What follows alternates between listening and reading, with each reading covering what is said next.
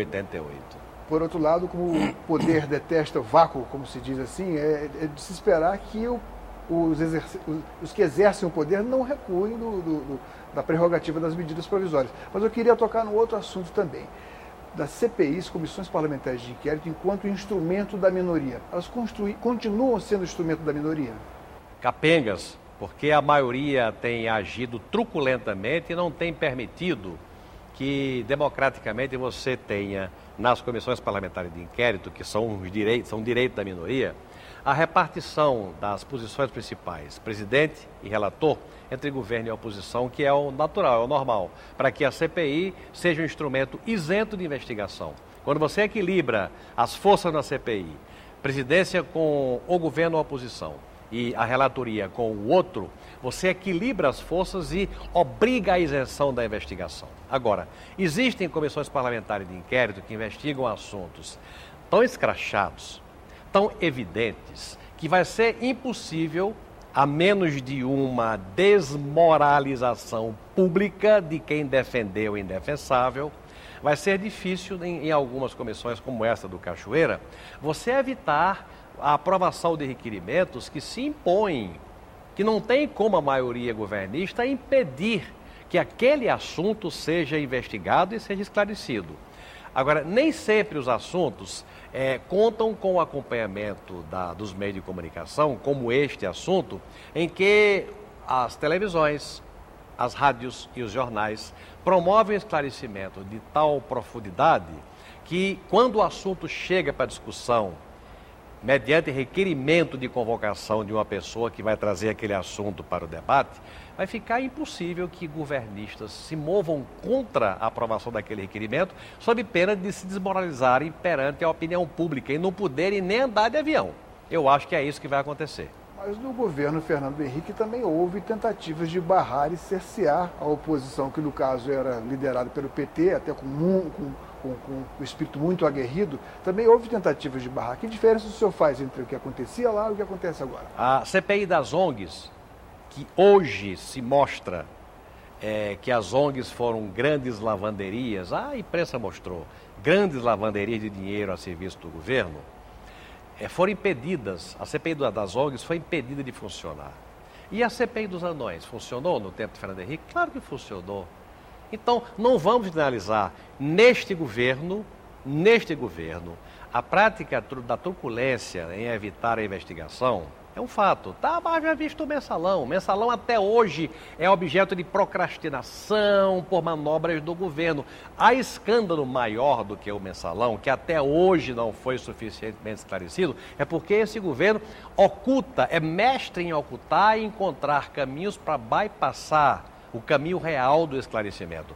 No tempo de Fernando Henrique Cardoso, o governo tem o direito de se proteger, mas em limites. O limite do governo é de se proteger do excesso da oposição.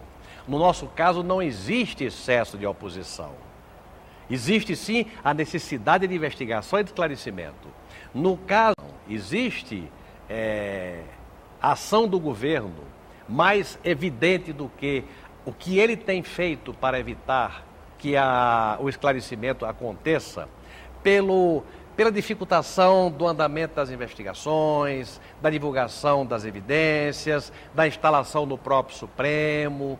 Tudo que ele tem podido fazer, ele tem podido fazer. Não vamos comparar o comportamento do Fernando Henrique Cardoso com o comportamento dos governos do PT. Os governos do PT têm agido em algumas comissões parlamentares de inquérito com extrema truculência, com inédita truculência, como nunca se viu em governo nenhum, muito menos no governo de Fernando Henrique ou nos governos de Fernando Henrique Cardoso. Agora, é inegável que o governo do PT, e sobretudo o presidente Lula, obtiveram uma aprovação muito grande. A presidente Dilma foi eleita e continua pelo menos nas pesquisas, com uma aprovação muito grande. O que andou errado com o marketing da oposição? Não é marketing da oposição. Onde é que o governo acertou? O governo pegou as coisas boas da economia que vinham acontecendo e soube aproveitar. E pegou a receita, a economia estabilizada e fez programas sociais muito na base da caridade, que sensibilizaram uma massa espetacular de brasileiros. Junto com isso, com a inflação contida pelo que foi feito com o Plano Real, estabilizou-se a economia e a economia passou a ser objeto de investimentos maciços. Agora, hoje, começa a aparecer perigosamente a fadiga de material. O crescimento do PIB do Brasil em 2011 foi 2,7 pontos percentuais. Ano anterior, no ano da bonança, da gastança da eleição, foi 7,5. Caiu de 7,5 para 2,7. E 2,7 apenas por conta do desempenho do agronegócio e do consumo das famílias. O crescimento do PIB industrial foi um desastre, foi uma queda violenta, porque o Brasil todo sabe que a indústria brasileira está se destroçando. Por quê? Pela carga de impostos, pelo câmbio, pela falta de financiamento. Você tem financiamento para o brasileiro consumir os créditos consignados. Agora, consumir de quem? Se a indústria não produz, vai consumir do importado chinês. Mas então, que proposta a oposição tem? Centralizar? O PIB cresceu por conta do consumo das famílias, induzido por um dinheiro que o governo empresta ao cidadão e não ao agente produtivo que é quem produz e gera emprego de forma sustentada. O que o Brasil está hoje assistindo, lamentavelmente, é perda de competitividade. O Brasil está ficando um país incompetitivo.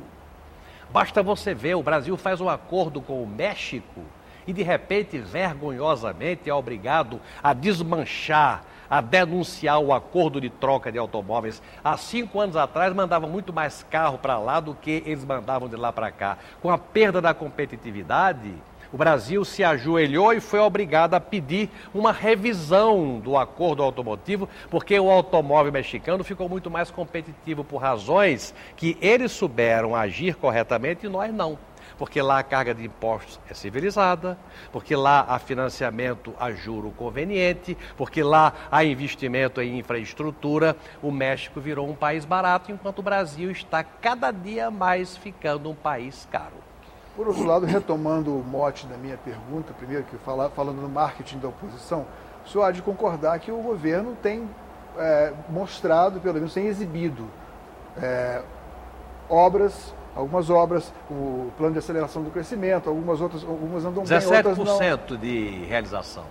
Anuncia 100% e realiza 17%. Peça de marketing, de propaganda. Vai ver a transposição do São Francisco? Não há engenheiros. Vai ver como é que anda a ferrovia transnordestina? O que existe muito é marketing.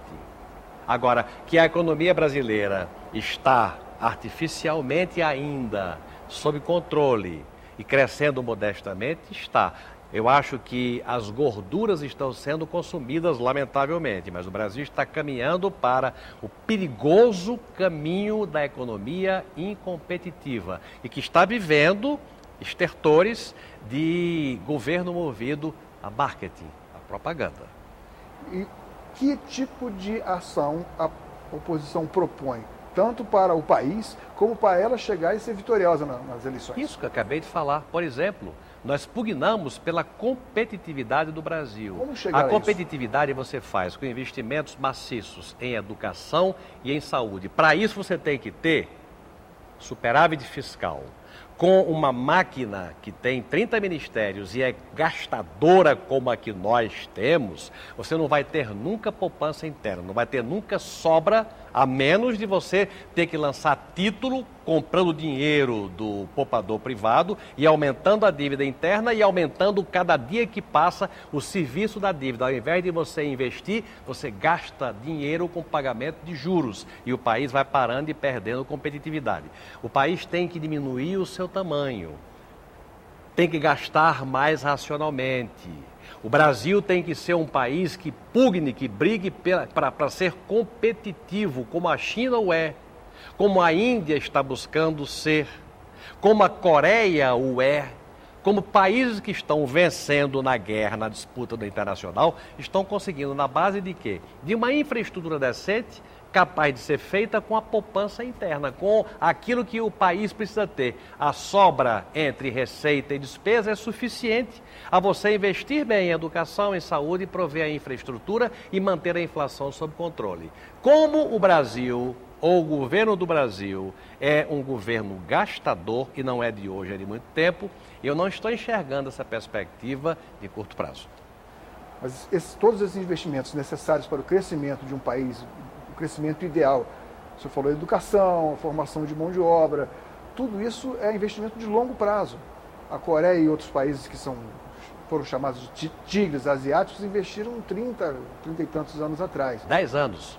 Se você fizer uma retrospectiva e ver como era a Coreia há 10 anos atrás e como era o Brasil há 10 anos atrás e ver o que é a Coreia hoje e o que é o Brasil hoje, você cai de sua cadeira. Infelizmente, essa é a constatação.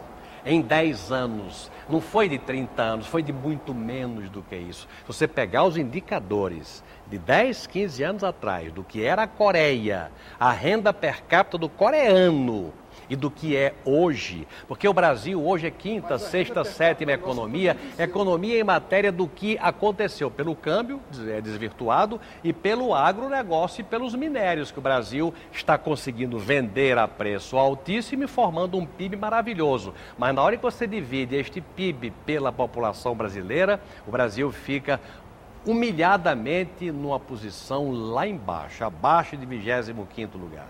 Mas o senhor não acha que todos os programas sociais que começaram no governo Fernando Henrique, eles foram, digamos assim, turbinados do governo Lula e agora ótimo, tem continuidade? Parabéns, ótimo. O programa Bolsa Escola originou o Bolsa Família. Só que o Bolsa Escola tinha um fundamento, era dar ao estudante ou ao pai, à família do estudante, a oportunidade de um dinheirinho a mais com a garantia da criança na escola. A contrapartida o Bolsa da presença da criança. Isso, o Bolsa Família não exige essa contrapartida. O Bolsa Família, que eu aplaudo, é uma coisa boa, você distribuir renda pública é uma coisa boa. Agora, não há uma porta de saída, você não criou condições para que o pobre de hoje deixe de ser pobre amanhã. A grande estatística deveria ser não quantos inscritos existem do Bolsa Família, mas quantos estiveram inscritos e quantos conseguiram sair do Bolsa Família. Aí sim, o Brasil e eu estaríamos aplaudindo. Senador, muito obrigado pela sua presença aqui no nosso programa, aqui no Salão Nobre do Senado Federal. Eu entrevistei o senador José Agripino, do Democratas do Rio Grande do Norte, na série sobre os líderes do Senado Federal. Se você quiser uma cópia deste programa ou enviar críticas ou sugestões, acesse www.senado.gov.br/tv. Até a próxima.